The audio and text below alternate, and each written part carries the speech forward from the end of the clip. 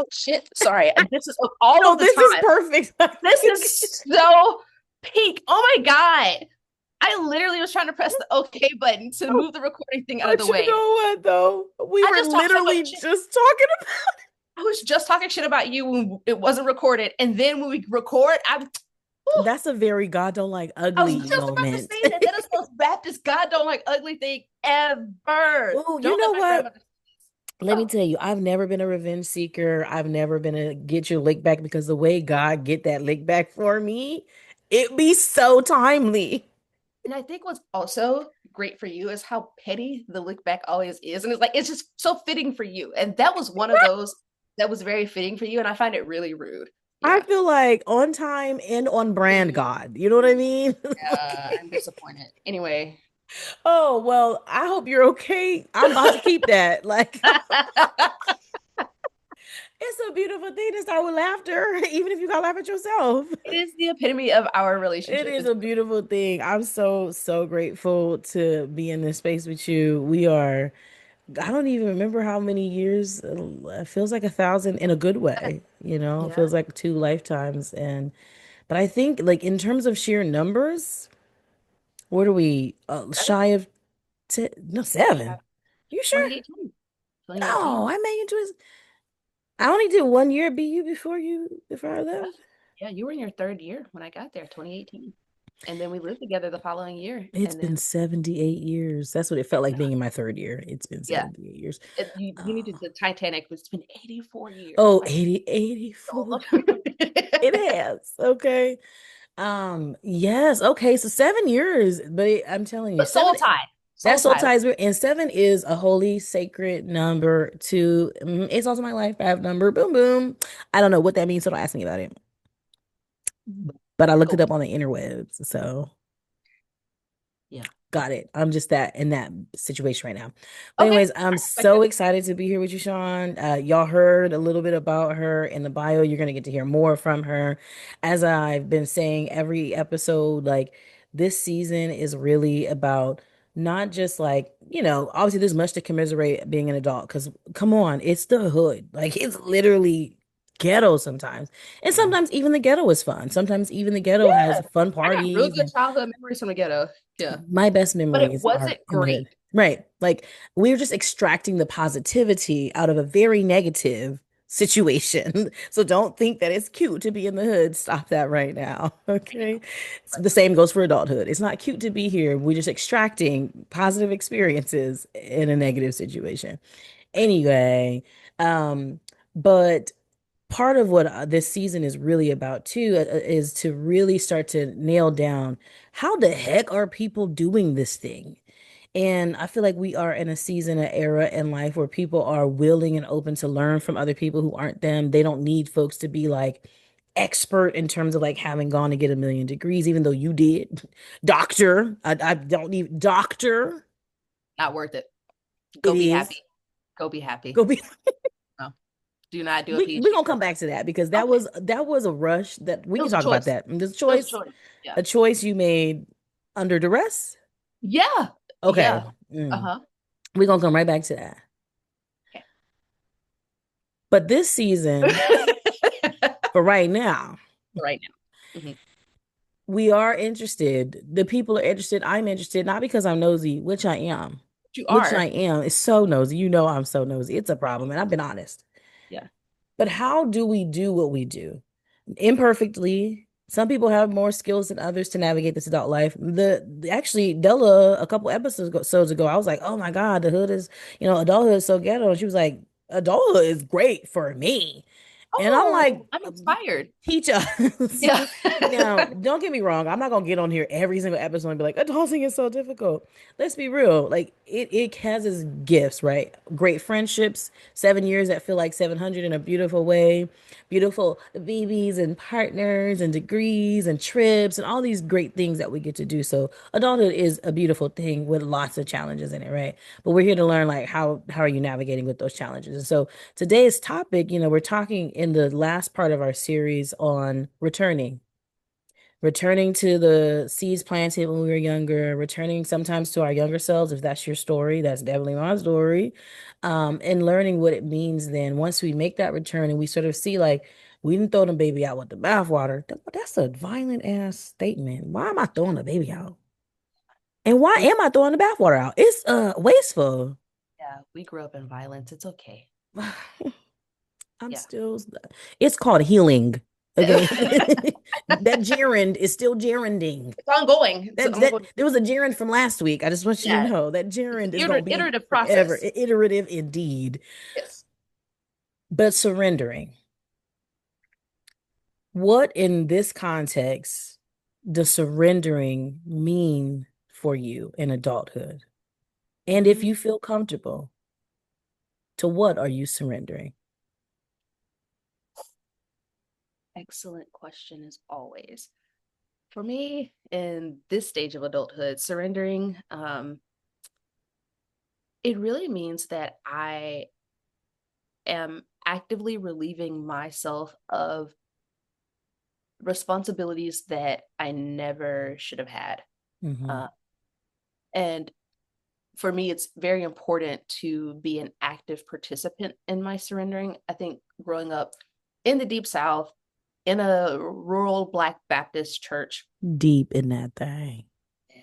yeah, yeah, Louisiana, and not even the cool New Orleans. I was in Go find but Shreveport on the map, y'all. we are the third largest city. Play us, but don't play us. But surrendering was always this idea that you fought as much as you can and your back is up against a wall and you have no other option but to let go of the fight that you have been a part of. You have to give, it's almost like giving Mm, up.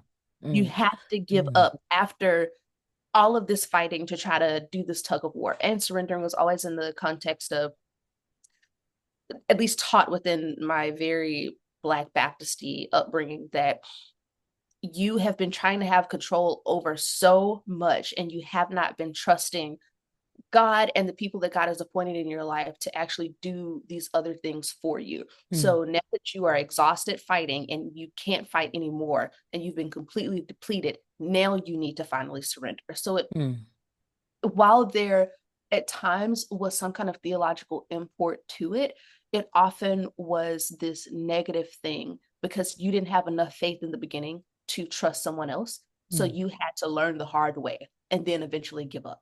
So that is the context with which I came into surrendering.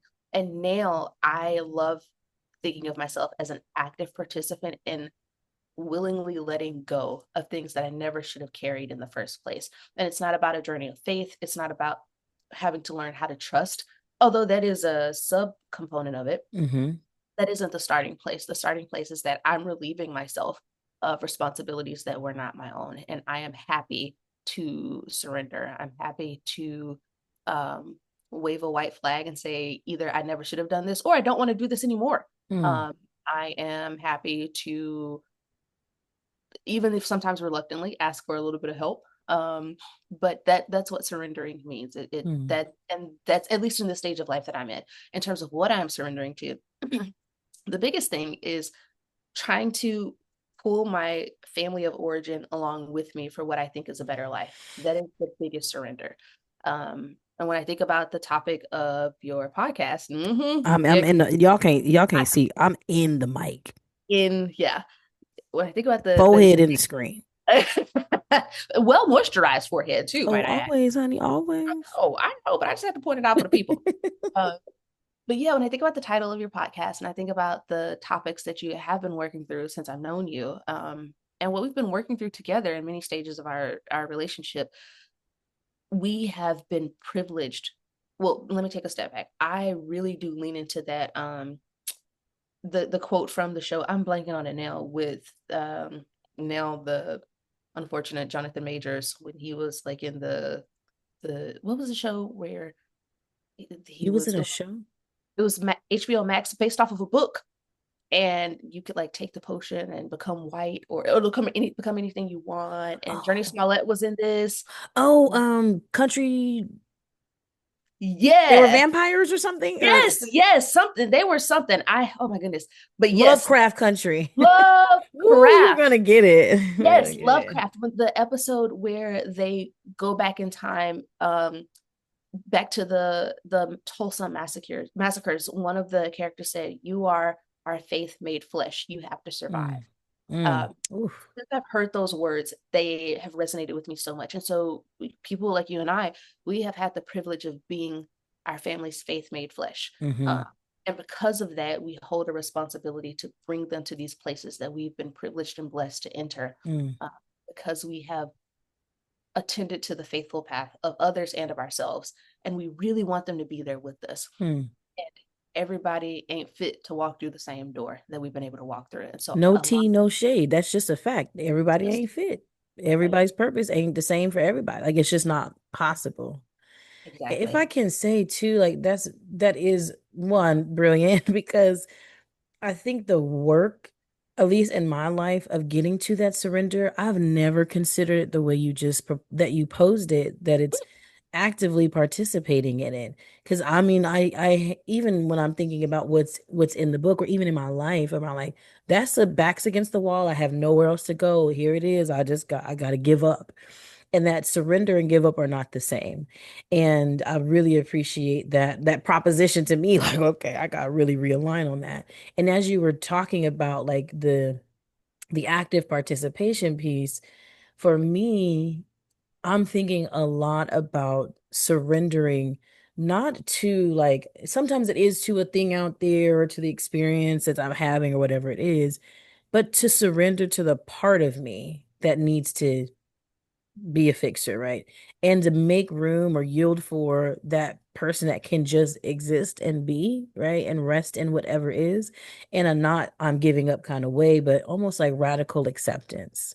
Yeah. And as people of faith, still yet on our journey and whatever that is, there's a pastor I really love. He says, wherever you are on your journey with or toward God, you are welcome and invited here. And I sort of really resonate with that with or toward, with and toward, however you want to call it. But in our own journeys with and toward God, I've been sort of in this push and pull of like, what does it mean to surrender to myself, to God, and whatever God's will is on my life, while, being who I am. I am a person who feels like I need to have like these Yeah. absolute truths or these things that I have to know before I can yield.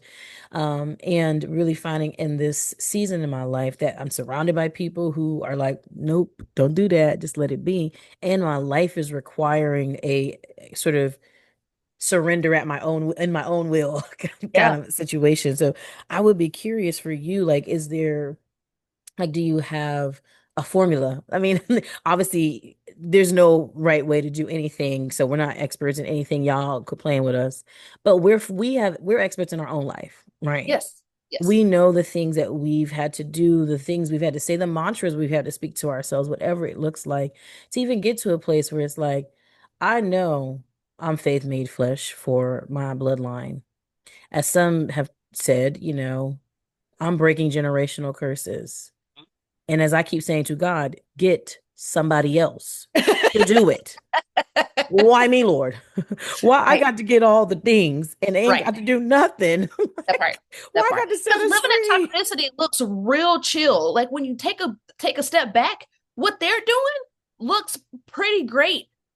I'm trying to go do what y'all doing. I want I'm somebody not. to fight No, my battles I'm not on though. my I'm not. unhealthy days. On my Yeah. unhealthy days, I'm like, Even I don't then, want to do they the work because they it's a real lot of work. ashy. They real ashy and busted back there. We not Not going. ashy and busted. My grandma used to say, G might go, ooh, you broke, busted, and disgusted. Damn. Oh, Some G-Ma don't shit. play. That's in Alabama. She don't play about nothing. If she talk bad about you, you gonna know she talk bad about you. Ain't no mincing words with her. Mm. Shout out to G-Ma. Um, but I do think that like there is I mean, I know I posed the question of like how did you come to the formula? That's sort of a joke, but I think how do you navigate what I know to be this push and pull of like, I know I'm meant to be this generational cursor, whatever you call it. Worker. I mean, breaker, curse breaker.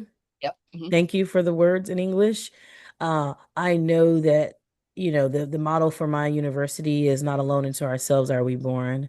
I know you live by that, even though it wasn't your alma mater's motto, but all of these ways that we've come to know and understand, our life is not our own, and that someone's life and livelihood, in some ways, legitimately, in some ways not, is attached to you living into who you're meant to be. Yeah. How do you navigate that? While also like, I mean, we're talking about surrender, so we're surrendering to that. We're also like in this season of our lives where I know we're like, I'm just trying to like live my life and enjoy the things that I have for me. How do you navigate those two? How do you hold those together? Another great question. Well, I want to circle back really quickly and say for the children listening, shout out to prepositions because your pastor said on the path with or toward God. Hmm. Remember those prepositions when you're thinking about the different stages you're in of life because prepositions really give you grounding to let you know that it doesn't have to be an absolute, but you can be in many different spaces and still be working towards an aim. So just want to shout that out for the Thank youths. you, professor. And little actual professor. Y'all sleeping on Sean. Like y'all are sleeping on Dr. They know me. Shaunesse They don't know. Jacobs Plaisimond. Like yo sleep. Stay awake. But now that I followed that up, um, I also want to put out there that you are talking to someone who just learned through their wife that they have pretty bad ADHD. But I Well, that's wild. Oh my gosh. see, this is the shit. People around me knew that I had all this stuff going on. And because I got stuff done, no one told me until my wife just casually sent me this little screenshot and was like, hey, how do you feel about this? And I was like, oh, yeah, is this for your students? And it was for me. And once I started resonating more with I it, was I'm like, like, that's oh, a I feel panic like I attack. see me. I see me. I I know. saw this funny video recently you'll love So, that has this just what you said. You're like, so you're telling me that if you get good grades and your ADHD doesn't disrupt people's lives, people just let you raw dog life? Like, but actually, I oh my once gosh. I got on anxiety meds and saw what my brain was supposed to be like, Oh I my didn't know your brain gosh. was supposed to be quiet. Like my brain went quiet. I didn't know that was what normal people were Oh doing. my gosh. Well, let me tell So you, as a person without a neuro that I mean, I'm to be fair, I think, be on somebody's spectrum. I'm on somebody's spectrum. Like I ain't Uh-huh. been in no real chair to talk about it, but like in a very black way. And this is to your question, first and foremost, about like why nobody said nothing to you. Because black people, generally we got problems sometimes, but we also know how to practice supports. So Yes, everybody in your life knew that you was brilliant in a special way, and so we treated you like that. We didn't treat you like you had an ailment or nothing, but we that was part, like, "That's just Sean. that part. No, Sean gonna hop on the A train and then hop to the L, take the two, and then she gonna be back." but but actually. So flips hair with the with this ADHD and this high functioning anxiety. Shout out to Lexapro. Get on med. It is Oh so my worth. God! Not you making a brand No, plug. but for real, that escitalopram, let me tell you something. It'll regulate your brain real Oh fast. my I'm here for gosh! it. Listen, Depression, do what works for anxiety, you. OCD, you name it. But because I grew up in an environment where it was so normalized to just constantly be bouncing around all these things all of the time, no matter Hmm. how productive you were. I am just learning in my really beginning of my late 20s when I met my wife, up until now, just ongoing, that it's okay to be still. So for Mm-hmm. me, the formula begins with winding myself down almost. And so I have to do something that's actually enjoyable in a calm way. For me, that's always a book, whether it's on my phone or a physical book. Reading to quiet my mind.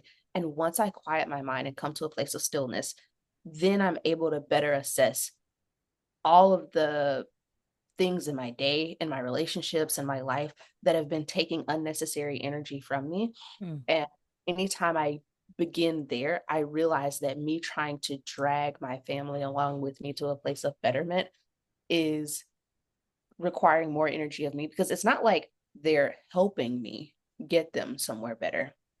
They're allowing me to do all the work. And in fact, they have an anchor behind them and they Mm-hmm. hold the Oh, anchor. child. And That thing deep. I'm fighting against an anchor that has them rooted in a certain place because I want them to be somewhere else. And perfectly fine where they are. Even if it's not healthy, even if I see issues, they're fine. So I have to first get to a place of stillness. And kind of unfortunately, in order to get to that place of stillness, there's a lot of like kinetic energy that has to happen. I'm like a little Hmm. task devil, so I have to clean the house. I got to go run errands. I got to, redecorate the baby's room. Like I just need to. It's like the amount of energy I have is stupid, Hazel, and so I have to. You've seen me. Do you remember when a mouse was in our apartment and I cleaned? Do you remember this? It's when you came back from DC to grab your things when we were on Washington Street and I found a mouse in the apartment and I cleaned the apartment from ceiling to floor, Oh, bleached. I do Like, remember. and like as two people living together at OCD, you were like, Sean, this is This crazy. is nuts because I definitely have OCD and definitely would not have gone to the lengths that you went to. I gave them a new apartment to Pretty try much. bleach out a mouse that was in, and it like yeah. So there's so much energy I have to burn, and a lot in that process too. A lot of it is needing to vent with my wife about how frustrated I am. Mm. Um, that I cannot pull them along until she just does that Virgo thing of stopping me. Just stop. Shout out to us. Shout out to Virgos. Everybody needs one. Get you one of them. Um, but Get you one of them. she needs to stop me. And once she just calmly stops me, then I realize I need to further stop myself.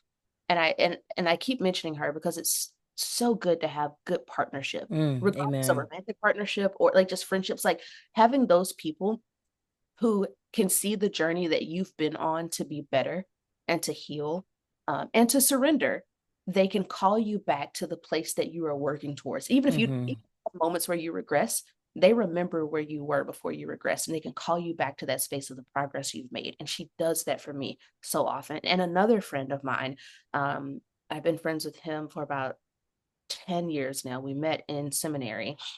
He and I do think that there's a privilege he has as a man, and a cishet man at that, to be able to think differently. But he's always told me, do you want to invest in the past with people who show you they do not care about your investment?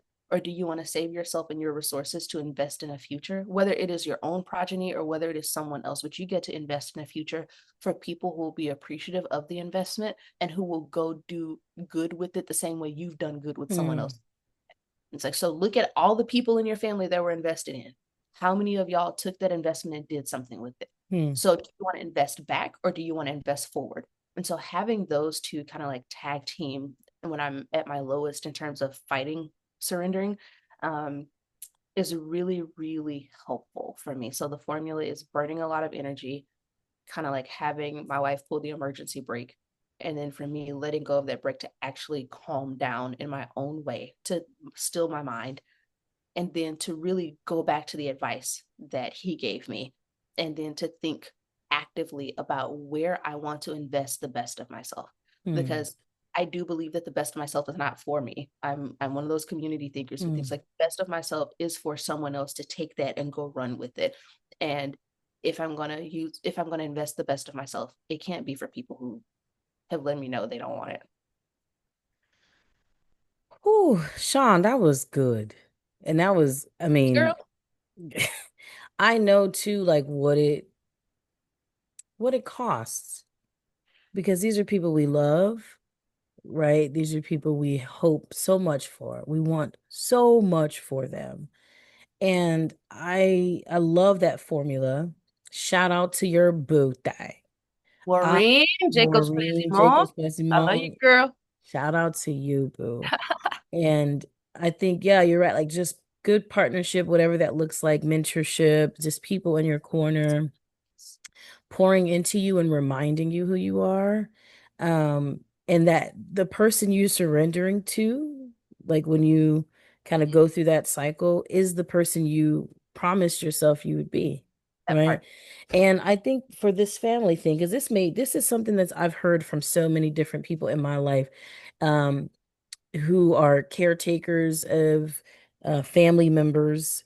We were talking right before recording about what it meant to not be taken care of, to not be raised, and then to have to raise ourselves, raise our parents, raise the siblings' children. We didn't raise all the generations, but ain't nobody raised us. And the sad thing is, we also didn't raise us, right? In that process.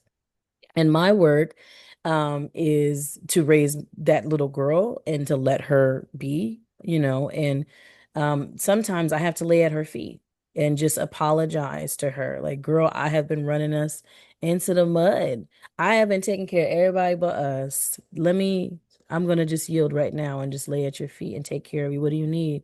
And that feels really beautiful. And so I think part of my own journey, like really trying to think about, like, I love what your friend said. Like, when you were getting ready to say it, I was like, oh, that's cute. Like when you're, working through it, I'm like, do I want to be invested in the people from my past who are not invested in my future? That part. Because, That part. hmm, if you was invested in my future, you would have been invested in my past. And with that too, the other part of his formula is even if you do have moments where you are giving back to people, even if it's not family of origin, if you're giving back to people who haven't been good stewards of your giving, then that's the cheapest way for you to have learned the lesson, not to keep going back. So if Mm. you do keep pouring back into them, it becomes more expensive because there's more you have to lose. So, In the this Jew economy, and come on, tariffs, man, we don't have time for this. I So don't if have time. Heal even if you quickly have so to, I don't got to pay the cost. come on, even That's if the you have to learn message the I'm lesson, hearing. yeah, even if you have to learn the lesson, learn it as cheaply as possible. Mm, As you continue on this path of improving yourself and you have more at risk, there's less that you risk in your future mm. did at the beginning of the journey. And that, Yeah. yeah, I resonate with that. That's beautiful. Your friend Wise. That's some good stuff right there. Keep Y'all him. Bennett, we love you. Yeah, keep him around. That's good stuff. I love this point here around kind of I almost feel like this, if people are watching, it's almost like I'm pulling from one side and kind of coming to the other, with this whole pulling the family around, pulling with us, and thinking about that beautiful vivid imagery of like an anchor behind them that's like they're not going to necessarily move until they're ready to cut ties with those anchors. I think in my journey with this work, I have, unfortunately, for um different reasons, I've really had to give some of my siblings, particularly, up to God. Yeah. For many seasons, I had to give my mother, B. Johnson, up to God. I've had no choice but to give my father up to God because that Negro, he just went off and did what he wanted to do. He's a rolling little stone. Mm-hmm. And I've made peace with most of those decisions because I there's I've talked about this in general in my journey, but a few years ago I had a mini stroke, Right. and I sort of quickly, well, not as quickly as I'd like, but mostly quickly realized that, like, everything needed to go away. And I mean, because if everything didn't go away, I would perish. Like, I really felt like that, right? And actually, I am a few months from the 3 year mark of sort of being out of like the hardest, the high risk stage. And so I'm just thanking God to still be here to talk about it. But at that stage, I had to really start thinking about, like, okay, I'm yielding to everybody else. I'm doing for everybody else. And it is literally almost killed me. And so I don't want it ever to get to that level for anybody, right? To make that choice. Sometimes we got to, get snatched to get our lives together. And that was my snatchage. And that was the Um, cheapest way for you to learn that and it lesson. was the cheapest way because the next way is more expensive for sure, right? Whatever that looks like. And so I really am in my own season of thinking about how to surrender to this new version of what it means to be a daughter, and to what it means to be a sister, and to take on this new identity. And I think that this piece that I've been playing around a lot with is like I had to become a new version of myself. I'm sometimes unfamiliar with this very boundaried, Yeah. Yeah. specifically boundary with my family. I'm unfamiliar with her. I'm unfamiliar with, a woman who is saying, let it be so, God, whatever is your will. Like, because I'm a Virgo, I'm a double Virgo. I'm the oldest daughter. Right. I am just like a doer, a mover, a shaker, and this idea that I'm not actually in control. It's difficult sometimes. I'm just gonna, be honest about it. But I think my life has required it of me at many turns, especially in the last few years, as I've had to reform my understanding of myself in this new version. And that now, as you said in the beginning, I feel more open to just surrendering because I want to, not because I feel like I've been pushed to do it, right? And so I think as I'm moving into this space of my life, the next segment is focused on rest. And I know that this, we're here to talk about surrender, but I think that that's such a really important connection. Like, when you surrender, you talked about Mhm. like kind of resting your own self and trying to like get centered. Reading is a good place for you to plug more into yourself. What are other things that you do or that help you land in surrender so that you can rest in surrender? Oh, that's great. Okay, so two things. Well, two They that, could be as many things as you want them to be. okay, that's fair. Let's see how the long the list gets after these two. But two, and one has been consistent. Um, so Maureen and I have two adopted babies, one dog, one human child, and Bayou was our first adoptee. And since having Bayou, that's the dog. Since having since I'm like, having Bayou, who that? yeah, it's true. I realize, yeah, Bayou's a dog. But since having Bayou, taking him for walks has Mm. been a space of rest and surrender because there's before Bayou, any walk I went on was not a leisurely stroll. Like there was a purpose for my walking. I'm a And you fast was walking walker. hard and fast. I know you Yeah, I'm a was. fast walker. I have hard steps. I walk with intention. And that's beautiful. And you get a dog, it's They don't want whatever. none of that. Yeah. And it's like, we got to stop. We got to sniff. Bayou loves flowers. So we got flowers. The wind blows and he needs to stop and point towards the wind. Oh, And wow. He is yeah, so in touch. because he like he has a little beard. He needs the wind to blow in his Oh my beard. He needs gosh. to sunbathe a little bit. And as much as he's a pain in the ass because he is, um, walking him a lot of times brings me to a space of rest because Mm, watching him appreciate the little things on this beautiful planet we live on reminds me to appreciate those things. On a hot day in Tampa, Florida, you ooh, know how good it is to feel a breeze? Like mm, just appreciating resting in a breeze mm, is beautiful. Resting in really beautiful sun after being inside with the AC on for too long is amazing. Watching the flowers bloom in their different seasons. I rest in all of those things, which mm, as I get older, I'm resting in nature a lot. And so the surrendering and the resting, a lot of it happens on my walks with Bayou. I have a lot of clarity on my walks with Bayou too. It's mm. just what, especially with the leisurely stroll, there's no purpose to it other than to be outside to allow him to do whatever his business is, even if it's just for him to get outside. The space to actively let go of the conversation I just had with the family member where I'm angry that they didn't learn their lesson for the umpteenth time. The request for something when they know what my circumstances are, the pull on my time. I can surrender all of that and no one is never my responsibility. Hmm. uh, Yep. I don't want to hold it anymore because previous me 10 years ago would have moved heaven and earth to try to fix all of their issues because there was an enmeshment. There's an enmeshed culture that I grew up in.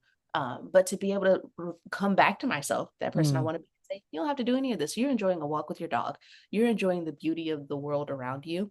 And this is a part of resting that you have worked very hard to achieve.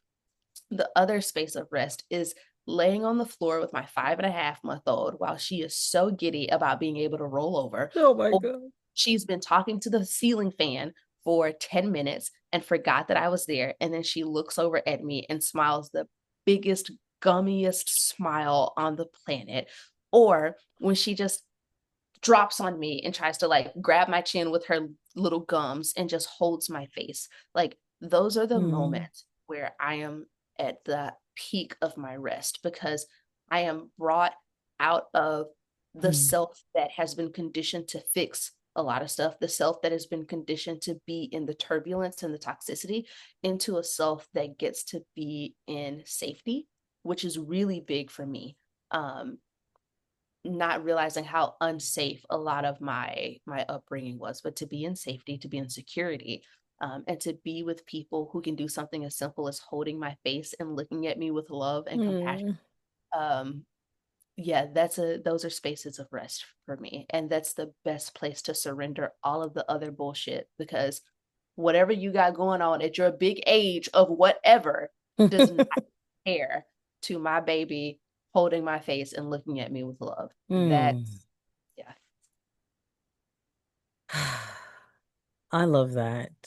I'm just feeling really touched. Like, I think it's beautiful to have witnessed you waltz into motherhood. I think it's yeah, Was I the feel kind Walter, of was I like catapulted in? I Like, maybe I mean you make it look like a beautiful waltz thank you, thank you, thank you, at thank the you. very least. But yeah, I feel very tender about that. I feel like yeah, it's a beautiful thing. And I think the things that you named as I was listening, I'm like, of course. Like, because I mean, I don't have a beautiful little baby to hold my cheeks. It's super sweet.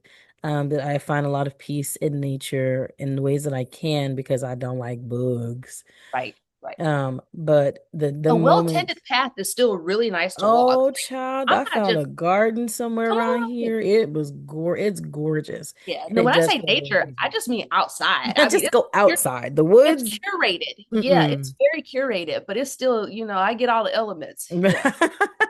I feel you though. Like I'm with you. The moments in my life where I have felt like, man, this is too overwhelming. I just cannot one more day, or like, how am I gonna move these people? Or I gotta, be in control, whatever the things are. Sometimes I think about the times when I've been literally, there's plants behind me, there's plants in front of me. I'm surrounded by plants that I care for and I love.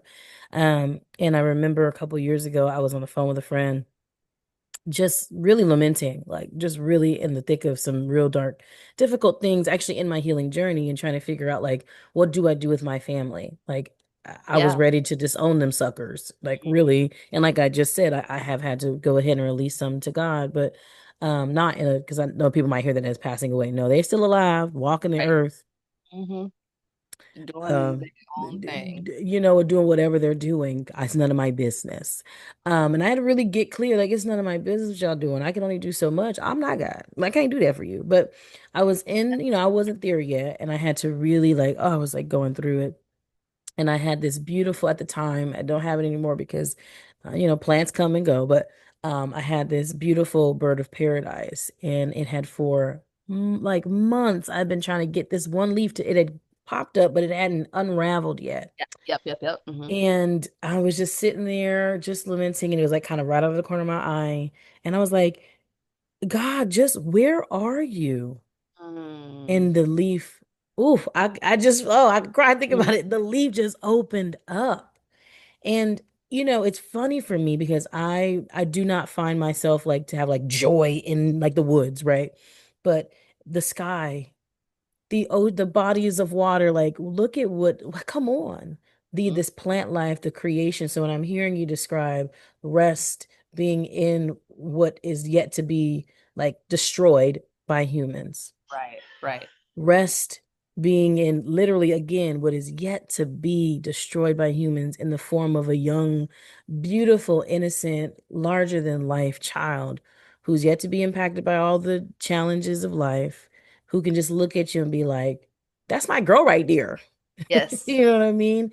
Like what you have access to. I mean, we all don't have access to the same things. Maybe you're in a more, Right, right, right, right. New York style situation and you ain't got no grass. Right. Yeah. Maybe you don't Gardening. have, children in your midst, but I think the invitation I hear in that is like find the things that have been untamed. I mean, Oh, yeah, untainted, yeah. And untainted by humans. I love that you raised that point, because one of the things, so I have moved a lot in my life. You Um, have, friend. Unnecessarily a couple of times, some of it was for adventure, and I still stand by it. I've had an adventurous little couple of decades. You have.